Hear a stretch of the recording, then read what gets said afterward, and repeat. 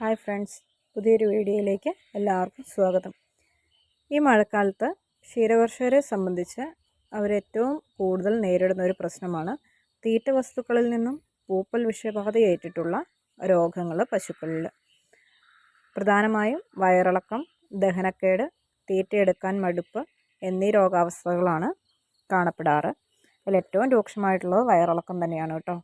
ചില നേരത്ത് വെള്ളം പോലെ വയറ്റിൽ നിന്ന് പോവുകയും അതിൽ ചോരയുടെ അംശവും ചെറിയ ചെറിയ ഇങ്ങനെ ഈ പാട കെട്ടിയ പോലെയുള്ള അംശങ്ങളെല്ലാം പോകുന്നത് കാണാം. അത് ഏറ്റവും കൂടുതൽ രൂക്ഷമായൊരവസ്ഥയാണ് കേട്ടോ. സാധാരണ പൊതുവേ നമ്മൾ തീറ്റ ഇട്ട് കൊടുക്കുമ്പം സ്പീഡിൽ അവർ പരമാവധി സ്പീഡിൽ കഴിച്ചു തീർക്കുവാൻ ശ്രമിക്കുന്നത് കാണാറുണ്ട്.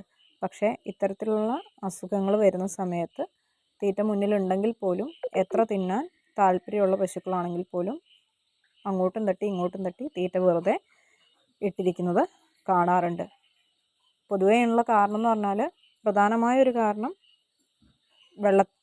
വെള്ളം അധികമായിട്ട് ഈ ഇലയും പുല്ലിൻ്റെ ആണേലും ചോളത്തിൻ്റെ ആണേലും ഇലയ്ക്കൊക്കെ ഒരു ചീച്ചിൽ സ്മെല്ലുണ്ടാവും. അപ്പോൾ ആ ഒരു സ്മെല്ലടിക്കുന്നതുകൊണ്ടാണെന്ന് തോന്നുന്നു അവർ പരമാവധി ചോളവും ഇതുമൊക്കെ തിന്ന് ബാക്കി അങ്ങനെ വേസ്റ്റാക്കിയിട്ട് പുൽത്തൊട്ടിയിലിടുന്ന കാണാം. ഇതുപോലുള്ള അടമഴയ്ക്കൊക്കെ എങ്ങനെയാണേലും പുല്ല് വേഗം നാശമായി പോകാനുള്ള സാഹചര്യം വളരെ കൂടുതലാണ്. അപ്പോൾ നമുക്കൊരു പരിധി കൂടുതൽ വെട്ടി സ്റ്റോക്ക് ചെയ്യാനും പറ്റില്ല. സ്റ്റോക്ക് ചെയ്താലും വേഗം അത് ആ ഈർപ്പം നിൽക്കുന്നതുകൊണ്ട് ചീഞ്ഞു പോകും. അതുകൊണ്ട് നമ്മൾ ആവശ്യത്തിനുള്ളതാണ് എങ്ങനെയാണേലും വെട്ടാറുള്ളൂ. അതേപോലെ ചോളം വരുന്നതും നനഞ്ഞു വരുന്നതുകൊണ്ട് ഇതേ അവസ്ഥയിലാണ് നമ്മുടെ ഇവിടെ എത്തുമ്പം നമുക്ക് കിട്ടുന്നത്. അതിൻ്റെ ചുവട്ടിലേക്കൊക്കെ ഇലകളും തണ്ടും ഒക്കെ ചീച്ചിലായി തുടങ്ങിയിട്ടുണ്ടാവും. ഇതുകൊണ്ടോ ഇവിടെ എത്തിയപ്പോഴത്തേക്കും ഇതാണ് അവസ്ഥ. പകുതി ഇലയും താഴെ ഭാഗത്തേക്ക് പകുതിയും ഈ ഒരു കളറിലേക്ക് ആയി മാറിയിട്ടുണ്ടാവും. ഇതിൻ്റെ തണ്ടൊക്കെ ആ ഒരു വെള്ള കുത്തൂത്ത് കാണുന്നൊക്കെ പൂപ്പലിൻ്റെ ഒരു അംശം തുടക്കം വരുന്നതാണ് കേട്ടോ. പരമാവധി നമ്മളത് ശ്രദ്ധിച്ച് ആ ഇലകളെല്ലാം ഒഴിവാക്കിയാണ് പശുക്കൾക്ക് കൊടുക്കാറ്. ഈ ഒരു സമയത്ത് ചോളത്തണ്ടിൻ്റെ പകുതി ഭാഗം നമുക്ക് വേസ്റ്റ് ആക്കാനേ ഉള്ളൂ. ചോളത്തിൻ്റെ കായ എടുക്കുകയാണെങ്കിൽ തന്നെ അതിൻ്റെ അറ്റത്തെ ആ തൊലിപ്പുറമേ വരെ ഇപ്പം ചോളത്തിൻ്റെ കാ നോക്കുകയാണെങ്കിൽ നമുക്ക് കാണാം അതിൻ്റെ അറ്റത്തേക്കൊക്കെ ആ തൊലിപ്പുറമേ ഒക്കെ ആ ചീച്ചിൽ കയറിയിട്ടുണ്ട്. അതൊക്കെ പൊളിച്ച് കളഞ്ഞേച്ചാണ് നമ്മൾ ഇത് പശുക്കൾക്ക് കൊടുക്കാറ്. ഇല്ലെങ്കിൽ വേഗം വയറിളക്കവും ദഹനക്കേടും ഒക്കെ വരാനുള്ള സാധ്യത കൂടുതലാണ്. അത് കണ്ടോ, ഇതുപോലെ എത്ര വിശപ്പുണ്ടെങ്കിൽ പോലും അവർ വെറുതെ വേസ്റ്റാക്കിയിട്ട് തീറ്റ അവിടെ ഇട്ടിട്ടുണ്ടാവും. പിന്നെ വൈകുന്നേരം ആകുമ്പോൾ അടുത്ത തീറ്റ കൊടുക്കേണ്ട സമയമാകുമ്പോൾ നമ്മളത് വെറുതെ വാരി കളയുകയേ ഉള്ളൂ കേട്ടോ. അതുകൊണ്ട് ഇവിടെയൊക്കെ പൊതുവേ തീറ്റ ഇട്ട് കൊടുത്താൽ പരമാവധി സ്പീഡിൽ വേഗം തിന്നു തീർക്കുന്ന കൂട്ടത്തിലുള്ളതായിരുന്നു. പൂപ്പൽ വിഷബാധ ഉള്ളിൽ ചെന്നിട്ടുണ്ട് എങ്കിൽ ഇതാണ് ചാണകത്തിൻ്റെ അവസ്ഥ. ഈ ഒരു രീതിയിൽ ആണ് വയറിളക്കം ഉണ്ടാകുന്നത്. ഇതിലും രൂക്ഷമാകുമ്പോൾ ഇതിലും ലൂസായിട്ട് വെള്ളം പോലെ പോവുകയും രക്തത്തിൻ്റെ അംശവും ചെറിയൊരു പാട പോലെയൊക്കെ കാണാറുണ്ട് കേട്ടോ.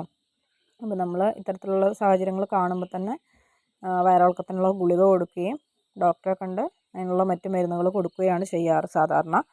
പിന്നെ രക്തത്തിൻ്റെ അംശം ആ പാട പോലെയുള്ള ഇതൊക്കെ കാണുവാണെങ്കിൽ നമ്മൾ തന്നെ സ്വന്തം നമ്മൾ വീട്ടിൽ നിത്യം ഉപയോഗിക്കുന്ന കുറച്ച് കുരുമുളക്, ചെറിയുള്ളി അങ്ങനെ തുടങ്ങിയ ഒരു 10-11 കൂട്ടം വസ്തുക്കൾ എടുത്തിട്ട് ഒരു ലേഹ്യം പോലെ നമ്മൾ തന്നെ സ്വന്തമായി പ്രിപ്പയർ ചെയ്തിട്ട് കൊടുക്കാറുണ്ട്.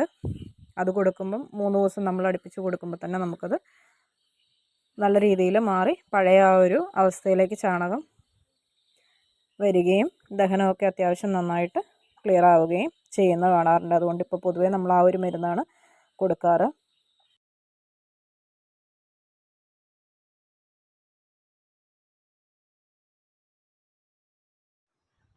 പുല്ലിൽ നിന്നും ചോളത്തണ്ടിൽ നിന്നും മാത്രമല്ല പൂപ്പൽ വിഷബാധ ഏൽക്കുവാനുള്ള സാഹചര്യമുള്ളത്. നമ്മൾ കൊടുക്കുന്ന മറ്റ് തീറ്റകളായ കാൽത്തീറ്റ, പിണ്ണാക്ക്, ചോളപ്പൊടി, തവിടുകൾ, അതുപോലെ കച്ചി, ഈ വക സാധനങ്ങളിലെല്ലാം ഈ മഴക്കാലത്ത് പൂപ്പലിൻ്റെ അംശം ഉണ്ടാകാനുള്ള സാധ്യത വളരെയേറെ കൂടുതലാണ്. ചെറിയൊരു ഈർപ്പം നിലനിൽക്കുന്നുണ്ടെങ്കിൽ പോലും അതിൽ പൂപ്പലിൻ്റെ വളർച്ച സാധാരണ തോതിനെക്കാട്ടിൽ ഈ മഴക്കാലത്ത് കൂടുതലായിരിക്കും. അതുപോലെ തന്നെ നമ്മൾ തീറ്റകൾ എടുക്കുന്ന പാത്രങ്ങൾ 2 നേരവും കൃത്യമായി നനവില്ല എന്ന് ഉറപ്പ് വരുത്തിയിട്ട് വേണം നമ്മളത് ഉപയോഗിക്കാനും. ഓരോ തവണ എടുക്കുമ്പോഴും അതിൽ പൂപ്പലിൻ്റെ അംശമില്ലാന്നും ഒക്കെ നമ്മൾ ഉറപ്പ് വരുത്തിയിട്ട് വേണം ഉപയോഗിക്കുവാൻ വേണ്ടിയിട്ട്.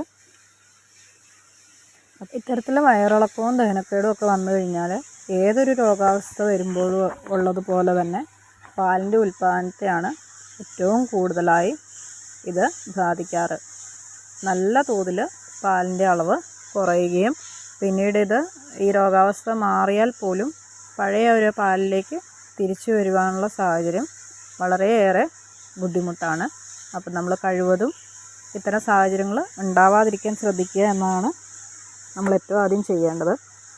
അതുകൂടാതെ അഥവാ ഇനി ഇത്തരത്തിൽ വയറിളക്കം, ദഹനക്കേട് തുടങ്ങിയവ കാണുകയാണെങ്കിൽ എത്രയും പെട്ടെന്ന് തന്നെ ചികിത്സ തുടങ്ങുക എന്നതാണ് ഏറ്റവും അനിവാര്യമായിട്ടുള്ള കാര്യം.